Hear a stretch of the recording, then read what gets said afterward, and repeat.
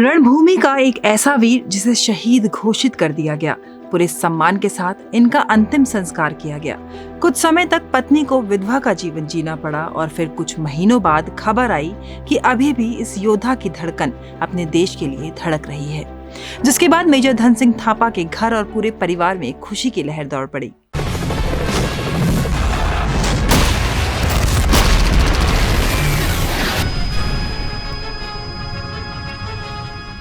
4 जून 1928 को शिमला में जन्मे धन सिंह थापा बचपन से ही सेना में शामिल होना चाहते थे, जिसके बाद 28 अगस्त 1949 को वह 8 गोरखा राइफल्स की पहली बटालियन में शामिल हो गए।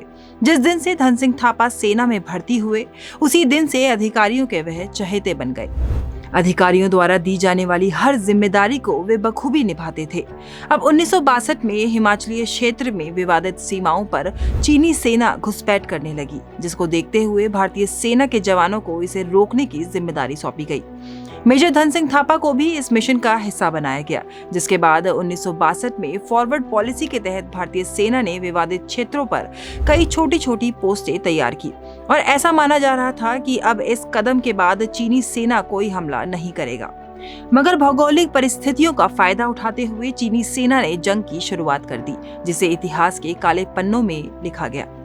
इस युद्ध में 8 गोरखा राइफल्स की पहली बटालियन से धन सिंह थापा और उनके 7 अन्य साथी पेंगोंग झील के उत्तरी तट पर स्थित श्रीजा पोस्ट पर तैनात थे।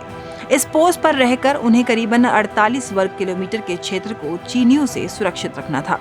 तभी 20 अक्टूबर 1962 को 600 से ज्यादा चीनी सैनिकों ने धन सिंह थापा की पोस्ट पर हमला बोल दिया, जिसके बाद गोरखा राइफल्स के जवानों ने दुश्मन की बड़ी सेना की पहली कोशिश नाकाम कर डाली।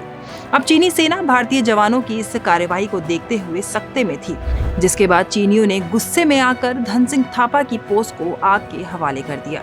तभी गोरखा राइफल्स की इस बटालियन ने हैंड ग्रेनेड और छोटे छोटे हथियारों की मदद से एक बार फिर से दुश्मन को शिकस्त दे डाली।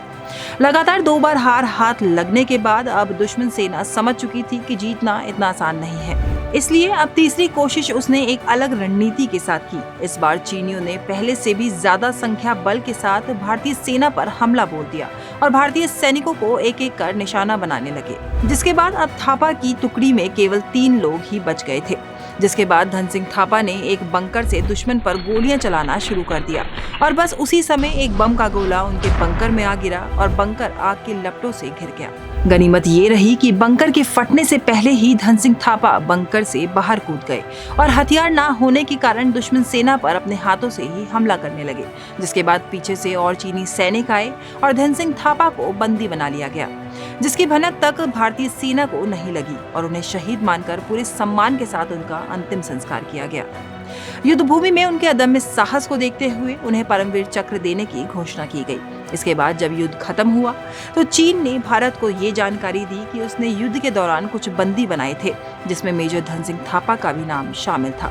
जिसके बाद 10 मई 1963 को मेजर थापा समेत अन्य युद्ध बंदी भी अपने देश भारत लौट आए और पूरे देश ने उनका भव्य स्वागत किया। चीन से वापस लौटने के बाद मेजर धन सिंह थापा कई सालों तक सेना में कार्यरत थे और रिटायर होने के बाद वह अपने परिवार के साथ लखनऊ में बस गए और 5 सितंबर 2005 को उन्होंने अपने जीवन की अंतिम सांसें ली।